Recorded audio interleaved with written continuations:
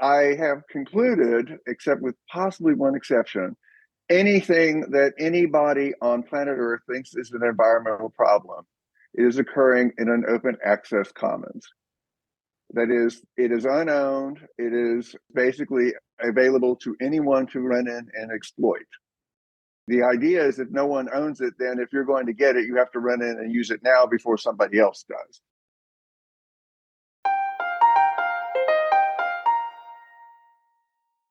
Welcome to the Case for Conservation podcast, where we explore biodiversity conservation and the environment more broadly and interrogate conventional wisdom for the sake of a more robust case for conservation.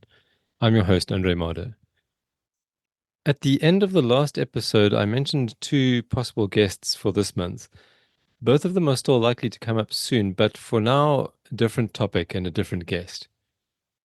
Protection of the environment is strongly associated with regulation of the human activities that threaten it, and regulation is usually administered by government. Although almost everyone would probably agree that some regulation is necessary, regulation has a patchy record when it comes to environmental protection. And there is another approach to achieving environmental goals.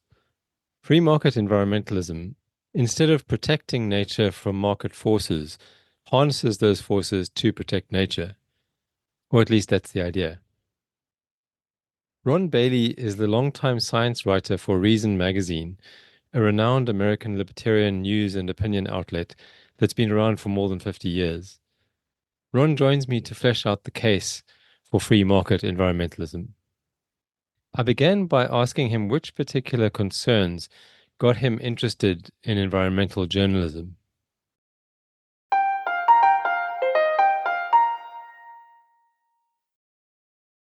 Basically, the way I come to discuss environmental issues is through a policy perspective. The work I do is typically at the intersection of science and public policy. I want to stress that I'm a journalist, I'm not a scientist, though I do talk to lots of scientists. The way I kind of came to it, let me give you a little bit of background on that, is many years ago when I was in college, my professors were basically teaching me The Limits to Growth, which had just come out. Also, The Population Bomb had come out a couple of years before that. And of course, there was Rachel Carson. And so all of these things were basically my professors were kind of telling me, you're screwed. Your generation, the world is going to fall apart. And, Paul Ehrlich famously said hundreds of millions of people are going to starve to death in the 1970s, despite anything we might embark on, any crash program might embark upon. The Limits to Growth, if you go back and look at the projections for mineral use in the center of the book, and there's a good controversy about that, basically was arguing that most of the critical minerals that civilization depends upon would be gone around the year 2000 or very shortly thereafter. And so, in the fullness of time, I had become a journalist at Forbes magazine, and this was 20 years later, and I sort of noticed that the world had not collapsed, and that, in fact, things were better, that human beings were prospering, that famine hadn't occurred.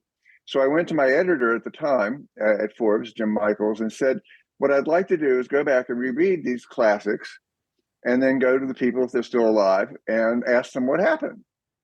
I came out with a series of articles in Forbes where I did that. And I was fairly naive, I have to be honest with you at that point. But I went up to MIT and hung out with the folks up there who'd done The Limits to Growth. And I talked to Jay Forrester, who was the computer genius, who was behind mostly the program. And I was, spent the day, I still have my underlined copy of The Limits to Growth beside me right here. And I would ask them specific questions like, well, you said this and so.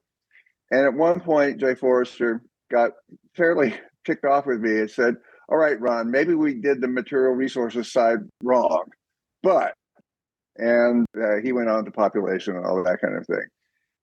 Then I called up Paul Ehrlich and had an hour-long interview with him, again with my copy of the 1968 version of the Population Bomb. And he also was saying, all right, Ron, I got my timing wrong. And he really said that to me. He said, I got my timing wrong. This was in 1989 when I spoke with him. So I said, well, when are the famines going to occur, Paul? And he says, they're going to occur in the 1990s. And Rachel Carson had succumbed to breast cancer in the 60s, so I couldn't talk to her, but I did talk to some of the people who depended upon her work. And again, one of the things that struck me was that she was predicting massive amounts of increases of cancer because of exposure to chemicals. And I was pointing out that actually at the time, cancer rates had been going up, but it turns out mostly for detection purposes. But at least in the United States, we now know for a fact that the actual incidence of cancer has been going down for 30 years. And so all of a sudden it occurred to me that environmentalism was not just science, that there was something else going on, that there was behind it, if you will, a certain worldview and ideology. And I became very attracted to going, all right, what's going on with this?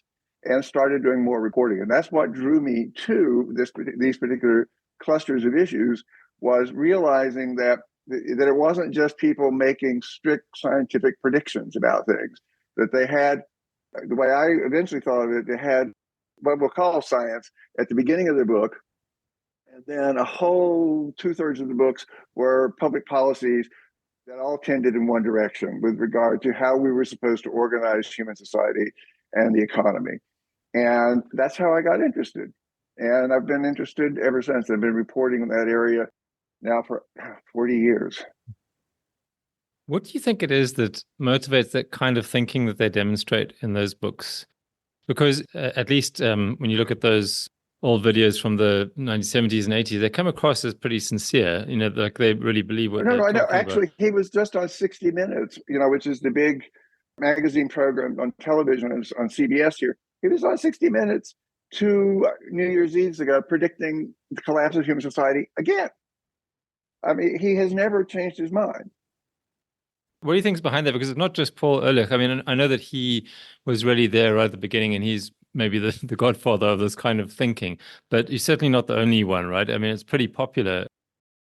I have two possible theories. One of them is that they don't understand economics, that they do not understand how human beings take resources and can adapt to using them in more and more efficient ways over time. Paul Ehrlich famously, again, when the Green Revolution occurred, was going, it'll fizzle out.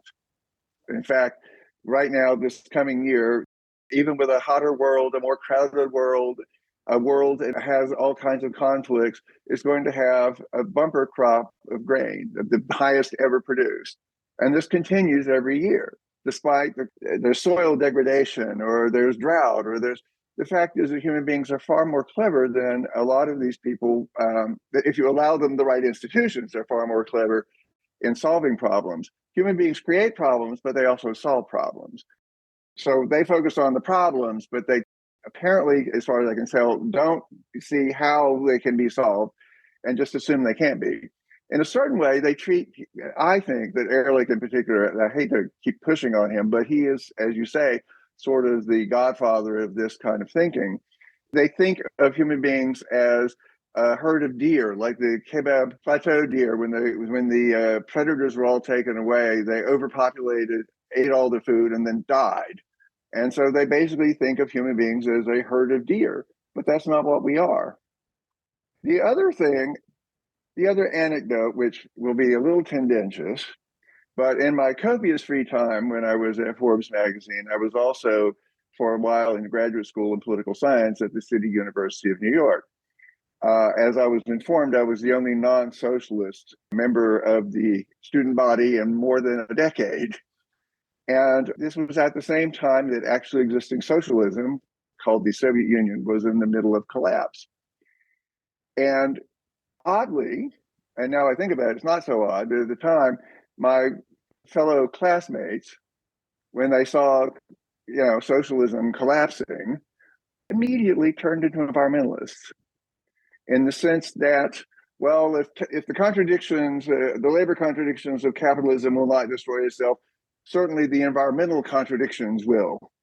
And so the goal was to destroy capitalism. They didn't care if it was labor or if it were environmental problems, but it had to go. And I think that there's a strain of that as well in the environmental movement. But again, as I say, it's a tendentious conclusion, but I saw it happen in front of my eyes. Free markets are essentially the antithesis of government regulation. And regulation is generally considered to be the way that we protect the environment, or the way that most people consider that's how you look after it, right? Sure. And even how you restore it. And yet there are some, and presumably you are among them, who would say that a free market is compatible with environmental protection. So the question here is, and this is kind of, I guess, really the fundamental question of this whole conversation is, how do you reconcile those apparently opposing ideas? Um, well, there are many ways to answer it, but the first thing, let's go really abstract. I have concluded, except with possibly one exception, anything that anybody on planet Earth thinks is an environmental problem is occurring in an open access commons. That is, it is unowned, it is basically available to anyone to run in and exploit. The idea is if no one owns it, then if you're going to get it, you have to run in and use it now before somebody else does. And this applies to people will say like the government owns forests. Well, governments, when they own forests, they're subject to political pressures. And so you see deforestation occurring in the Amazon, despite the fact that the forests are supposedly owned by the Brazilian government. And yet the deforestation rates continue, again, because people can go in and exploit it, and they do. Or fisheries, as you probably well know, are all around the planet. Many of them are on the verge of collapse because they're being overfished, again, because nobody can keep fishers out. And so, as I say, an open access commons is where you'll see these problems. And the biggest open access commons, of course, is the global atmosphere. So, which is why we have the problem of the impending problem of climate change. And so, but as a libertarian, my first move would be to figure out how to allocate property rights in order to have somebody own it and therefore have a reason to both conserve it and protect it and also exploit it in intelligent ways. There was a fascinating study, which I failed to look up, I'm afraid. I did some reporting on it about 10 years ago, where it turns out, for example, forest areas that have been allocated to indigenous people were subject to much, much less deforestation. So even that kind of collective ownership is a protection for forests in that regard. And so the first step would be how to allocate property rights. And there are all kinds of ways you could do that. And actually, there have been some very successful programs, for example, in New Zealand and Iceland, where the fisheries have been allocated to private ownership of the fishers, and they are not overexploited. In fact, they're coming back. And so that would be my first step to figure out how to do that. But, and in fact, what's the right way to put this? I forget who said this, but it was pretty clever, is people will do anything to avoid private ownership until the collapse is in front of them. Imminent. And this is what, right, and it's imminent. And they don't want to do that because, again, it sounds selfish. You're giving rights to some people, not to others, and that kind of thing. But for example, the fisheries that have been privatized are succeeding and are a good example of that at this point. On the other hand, if you won't do that, then of course you have to turn to regulation of some sort. Again, one of the successful ways of controlling sulfur dioxide, excuse me, in the United States was essentially in the 1990s allocating rights to emit sulfur dioxide to the power plants and so forth, and then lowering the cap over time. And that was brilliantly successful, and it did it much faster than any prior regulations had done for that particular pollutant. And you should be able to do that with all kinds of air pollutants, including carbon dioxide. Unfortunately, I've now been to, I think, 17 United Nations climate change meetings as a reporter. And I have watched the development of, for example, the European trading system for carbon dioxide. And it's beginning to work, but it's been established for almost 20 years now.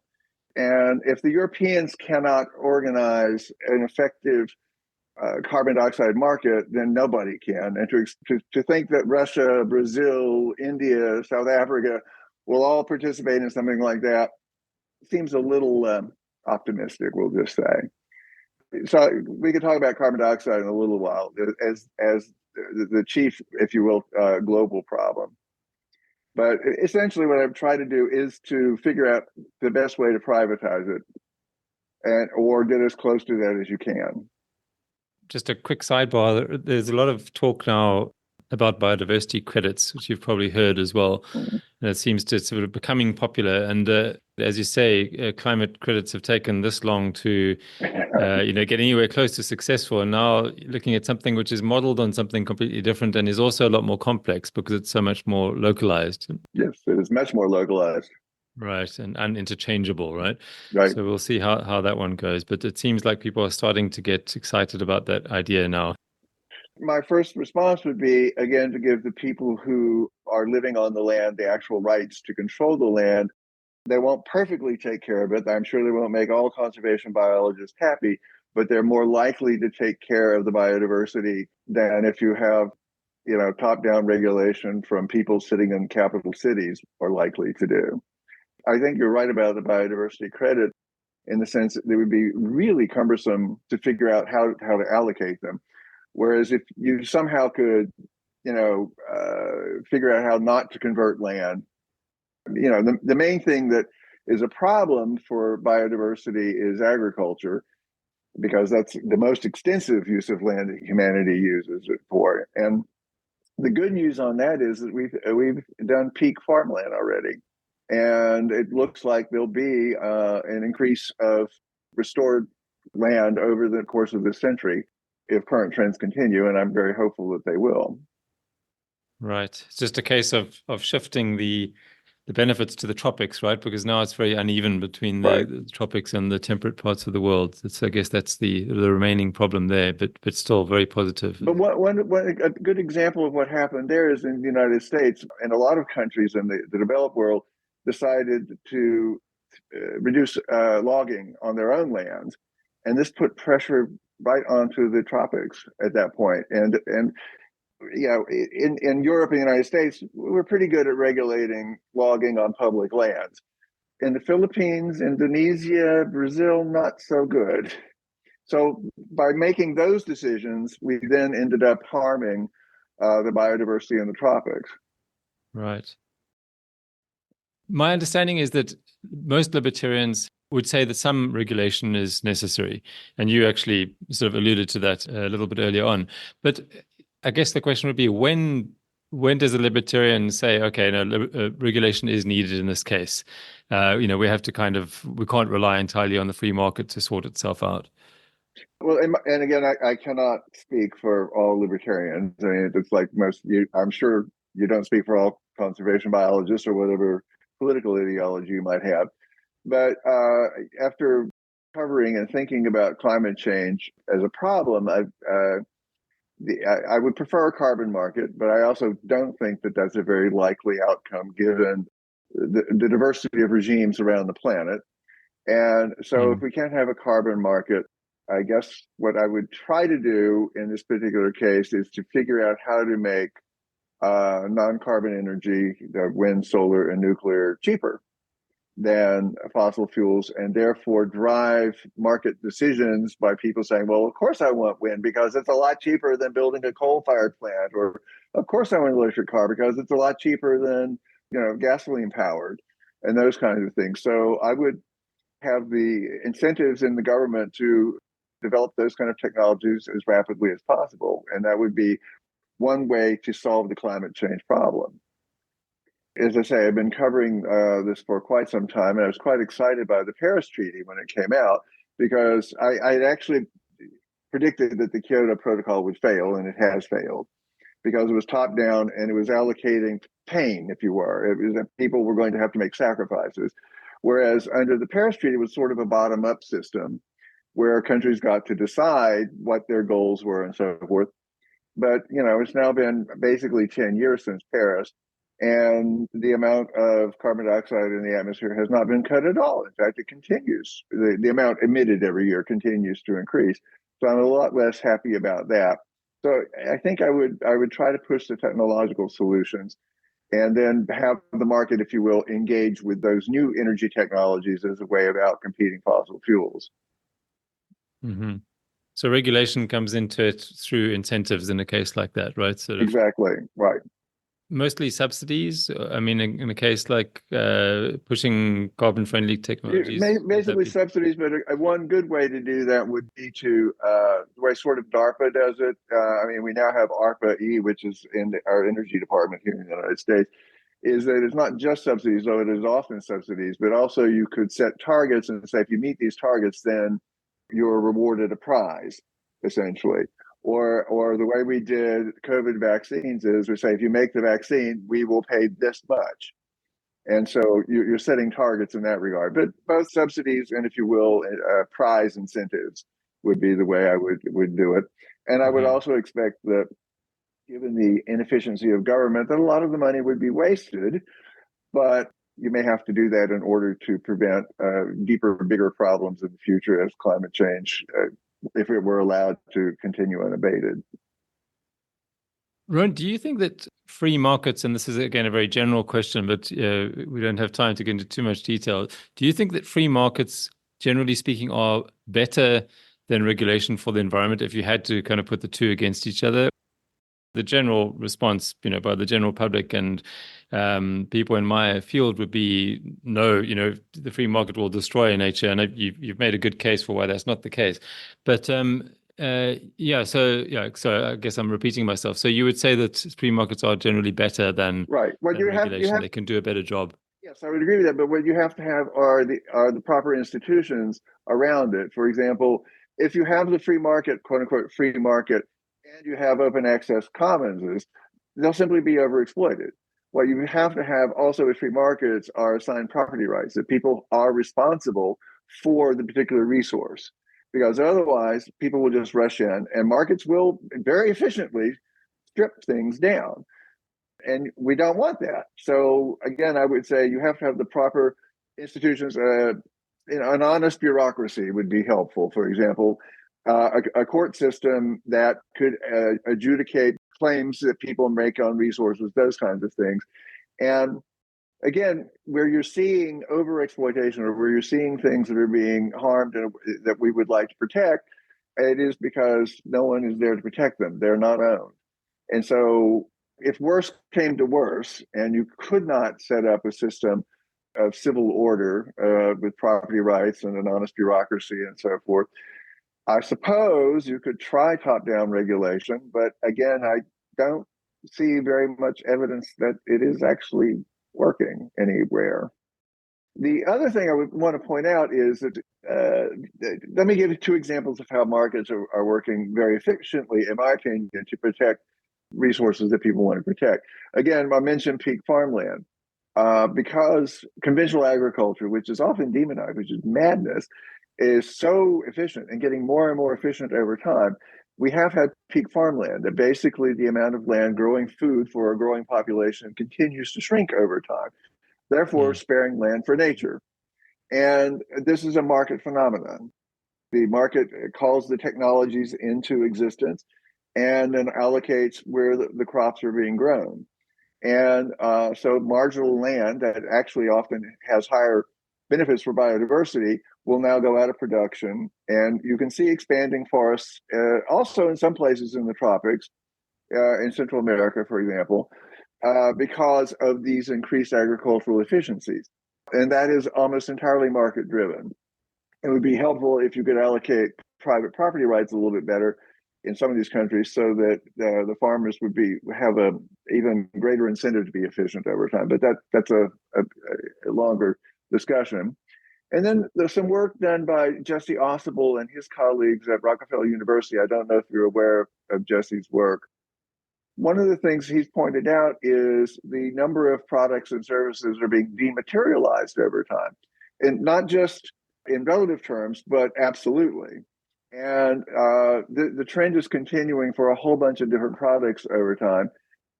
For example, in absolute terms of things that are declining in use is things like tin, pig iron, zirconium, asbestos, soda ash, copper, phosphate rocks. I mean, all kinds of things like that. Then another group that is in relative terms going, they're still increasing, but flattening out, are cotton, nitrogen, pork, natural gas, nickel, coal, actually, timber, And then there's still interestingly, one of the groups that are continuing to increase is chicken, because it is the besides tilapia, the least energy intensive meat that can be grown, and Right. so it's very popular around the world at this point. It is possible that a lot of farming could go basically into fermenters of various sort eventually. The cell-based meats are coming along slowly but surely, and we'll see.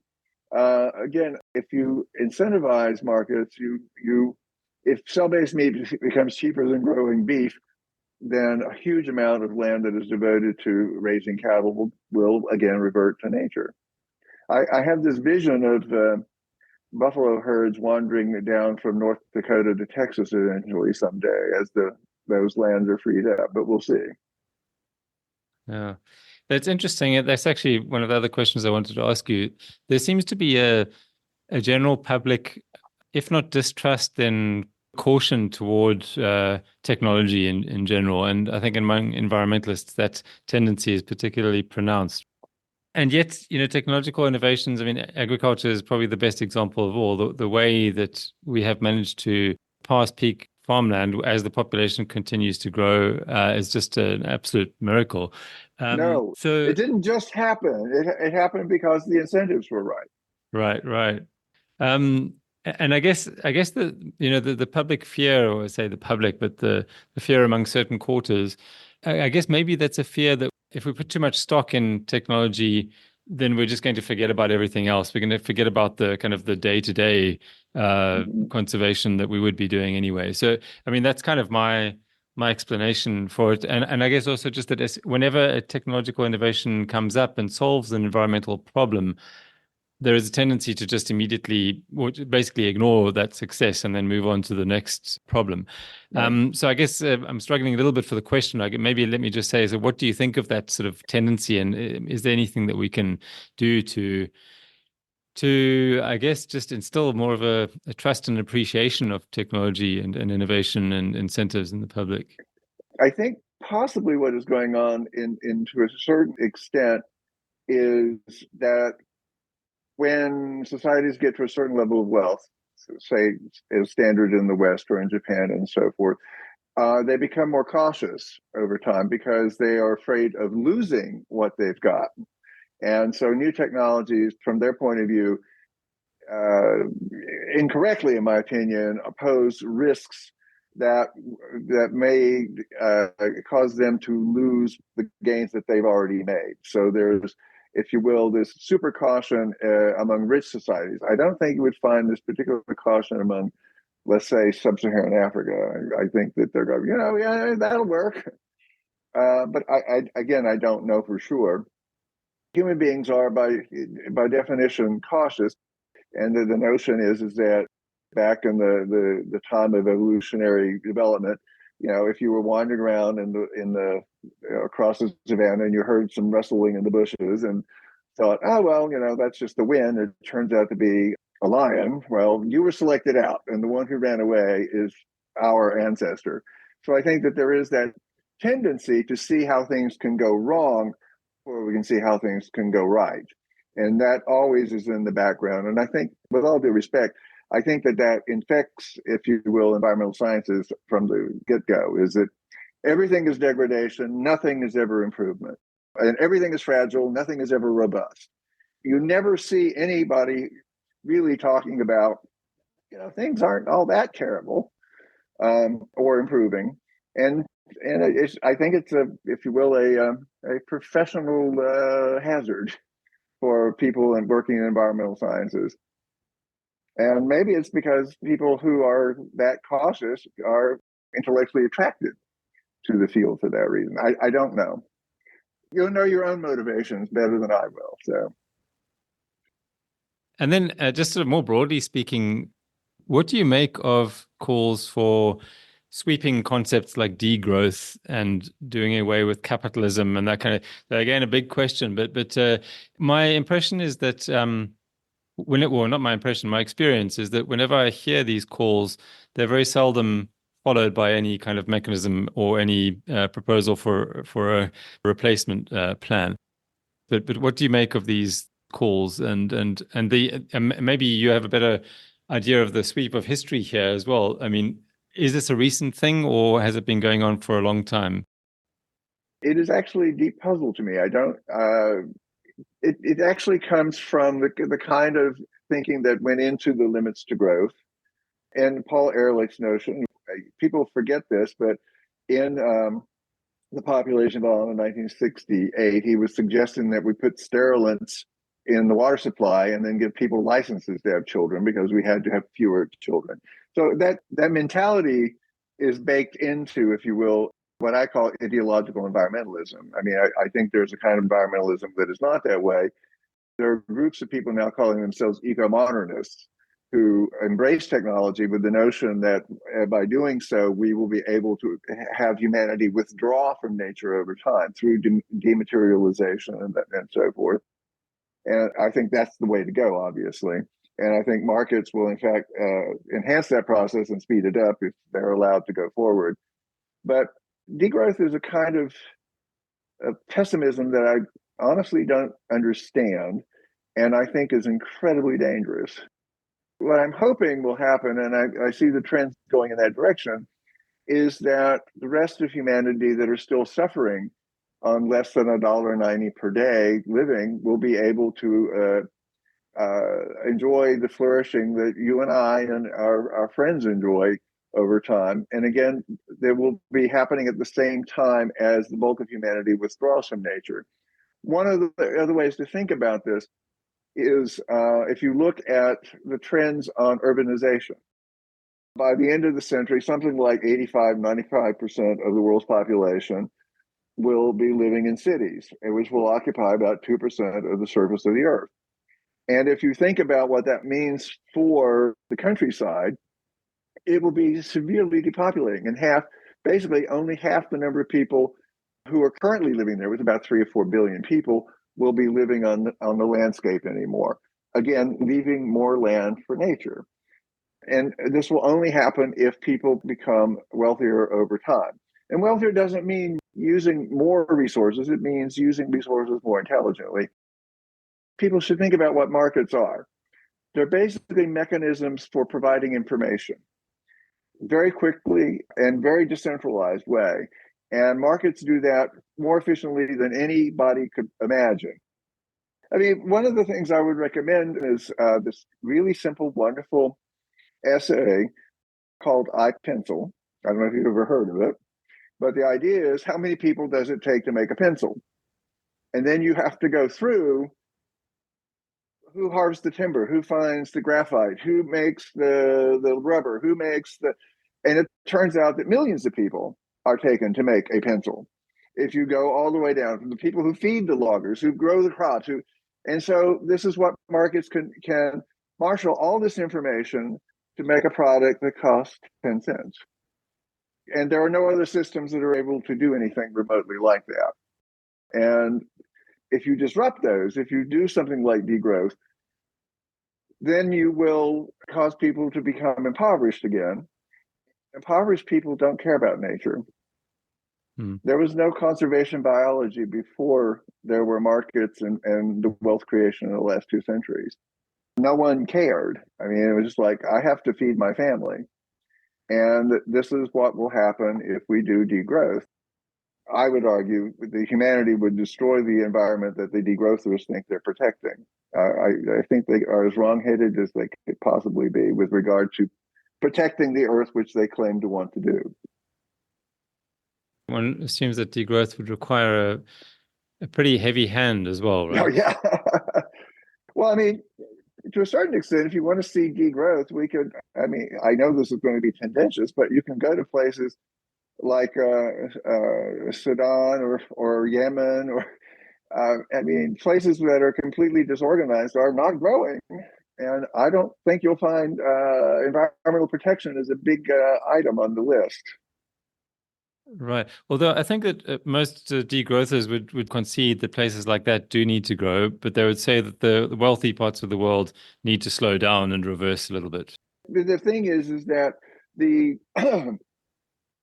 technologies and the scientific information that is developed in the developed world, the rich world, trickles down, honestly, to people who are very poor. Think about it this way.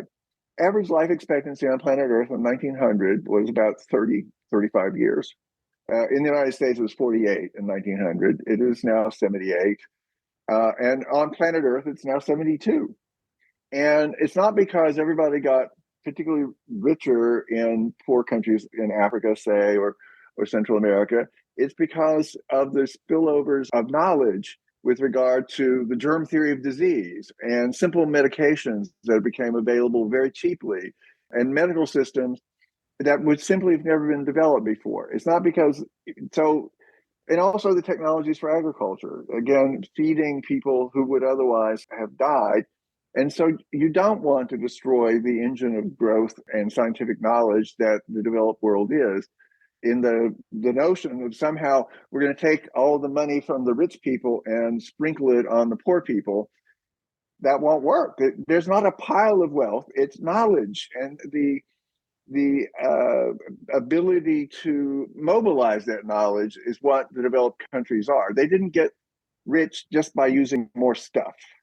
They're using less stuff. And again, going back to the dematerialization point, is that both Europe and the United States are using far fewer resources per dollar of GDP than they have ever done. Because knowledge is the actual thing that we want to mobilize, and markets are brilliant at mobilizing knowledge. At the national level, I've been keeping an eye on Javier Milei's ascendancy and Yes, his antics and yeah. his speeches and all the rest of it.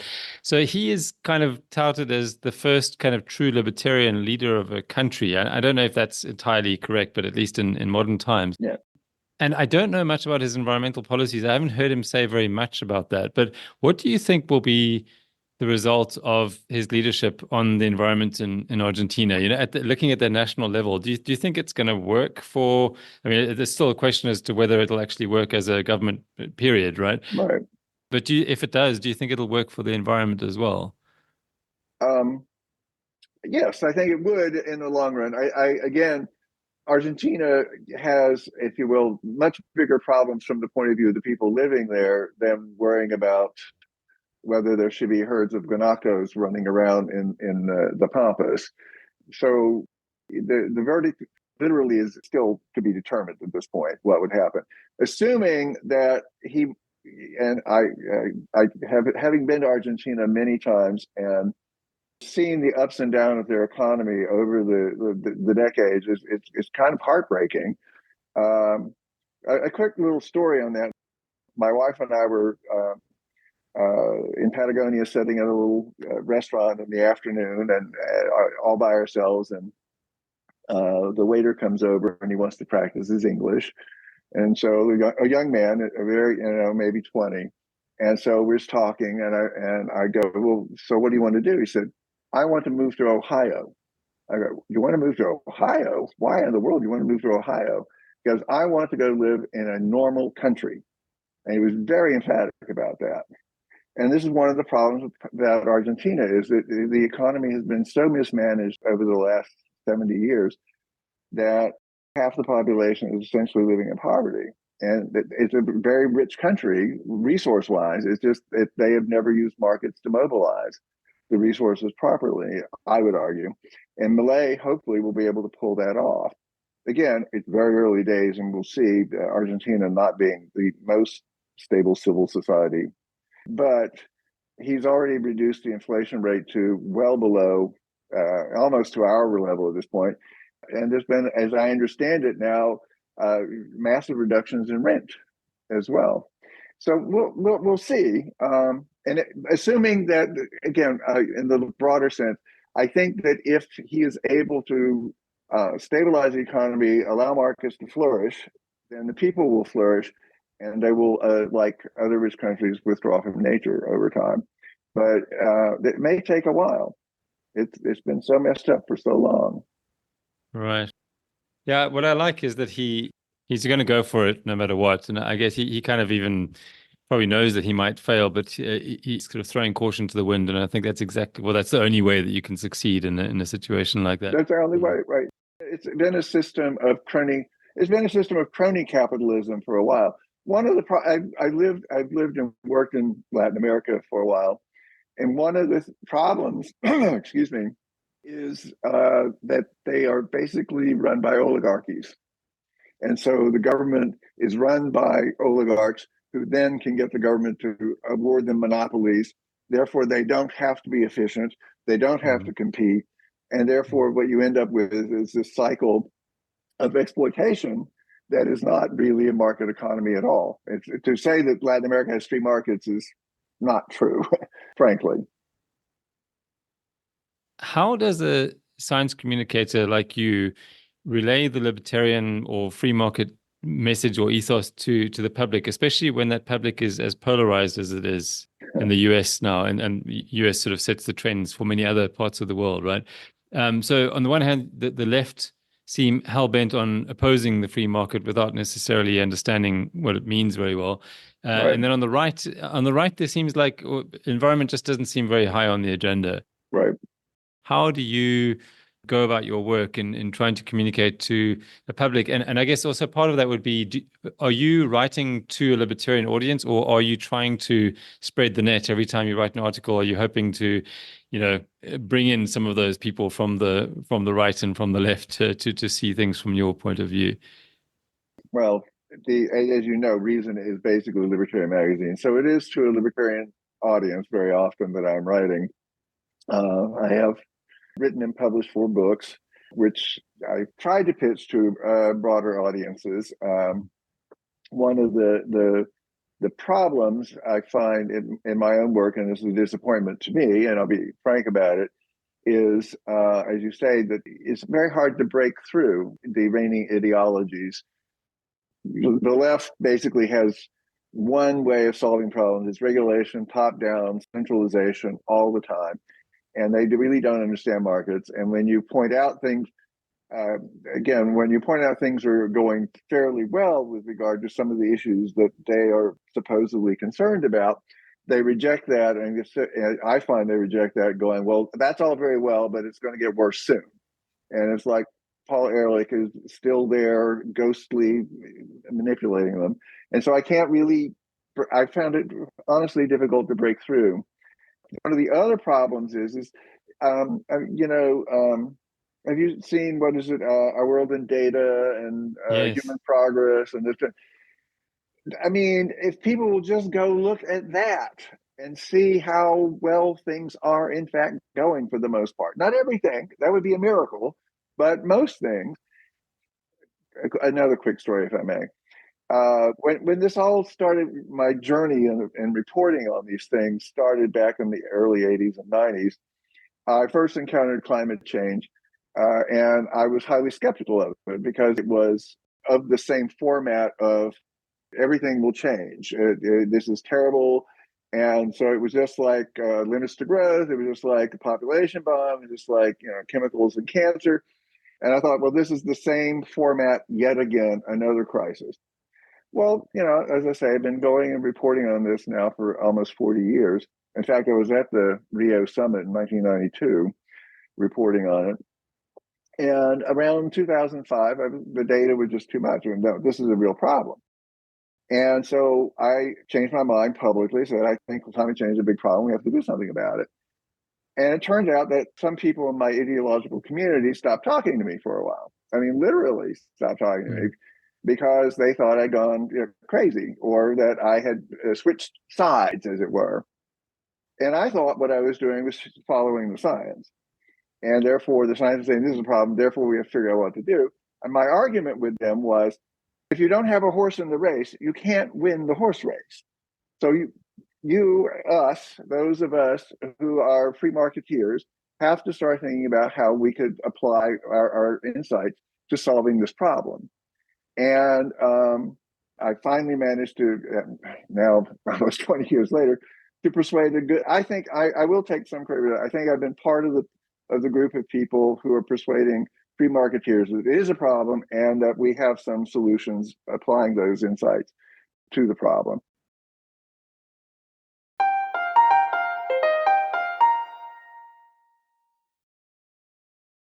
Next time, I'll be joined by University of Pennsylvania political scientist Julia Gray. We'll be talking about the phenomenon of so-called zombie organizations, which are essentially organizations that have outlived their usefulness. This topic is relevant to conservation and the environment because there are so many organizations that exist to protect the environment. Many or most of them are surely essential, but it may be worth asking whether and how conservation and environmentalism might benefit from some introspection and streamlining in this regard. I hope you can join us.